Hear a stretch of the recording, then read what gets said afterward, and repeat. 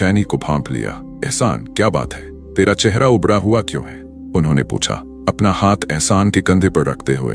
एहसान ने जल्दी से सर झुकाया। कुछ नहीं अब्बू, बस थक गया हूँ।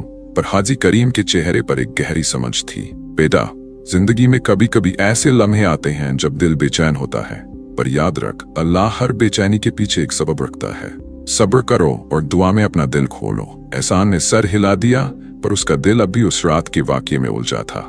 दिन गुजरा और एहसान अपने काम में लगा रहा, पर हर बार जब वह शीशे के पास जाता, उसकी नजर वहां रुक जाती।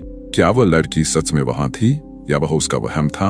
शाम के वक्त जब वो दुकान बंद कर रहा था, उसने फिर वही अजीब सी खामोशी महसूस की। उसने अपनी तस्बीह को मजबूत पकड़ा और आयतुल कुर्सी पढ़ना शुरू किया। हाजी करीम ने एक दिन एहसान को अपने पास बुलाया और कहा, बेटा, मैंने अपनी जिंदगी में बहुत कुछ देखा है। कभी कभी अल्लाह हमें ऐसी चीजों से मिलाता है जो हम समझ नहीं पाते, पर हर चीज के पीछे उसकी हिकमत होती है। अगर तुझे कोई परेशानी है तो मुझे बता। एहसान ने अपने अब्बू की बात सुनी, पर उसने फिया का जिक्र नहीं किया।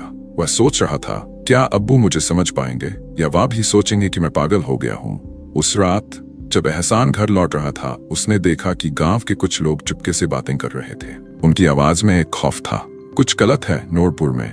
कल रात किसी ने खेतों में अजीब सी रोशनी देखी। एहसान के कान खड़े हो गए। क्या ये सफिया का कोई काम था? क्या नूरपुर में कुछ अजीब हो रहा है? और क्या एहसान की मुलाकात सफिया से इसका सबब है?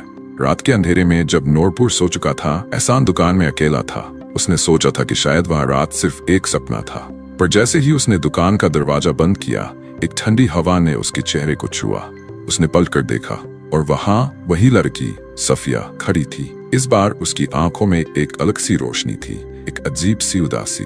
एहसान, तुमने मुझे याद किया? उसने धीरे से कहा। उसकी आवाज में एक गहरा दर्द छुपा था। एहसान ने अपना दिल मजबूत किया।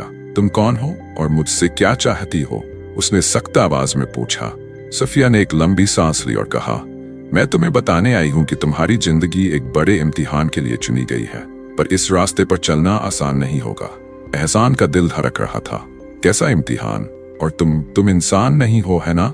सफिया ने अपनी नजर नीचे की और फिर धीरे से कहा, मैं एक जिनजादी हूँ एहसान, पर मैं तुम्हें नुकसान नहीं पहुंचाऊंगी। मैं यहाँ एक वजह से हूँ और वो वजह तुम हो। एहसान के होश उड़ गए। एक जिनजादी? उसने अपने अब्बू की बातों को याद किया। अल्लाह के मखलूक में वो भी है जो हम नहीं देख सकते।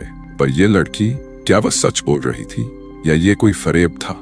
उसने अपनी तस्बीह को और मजबूती से पकड़ा और कहा, अगर तुम सच बोल रही हो तो मुझे सब कुछ बताओ, वरना मैं यहाँ से चला जाऊंगा। सफिया ने उसकी तरफ देखा। उसकी आंखों में एक अजीब सी चमक थी।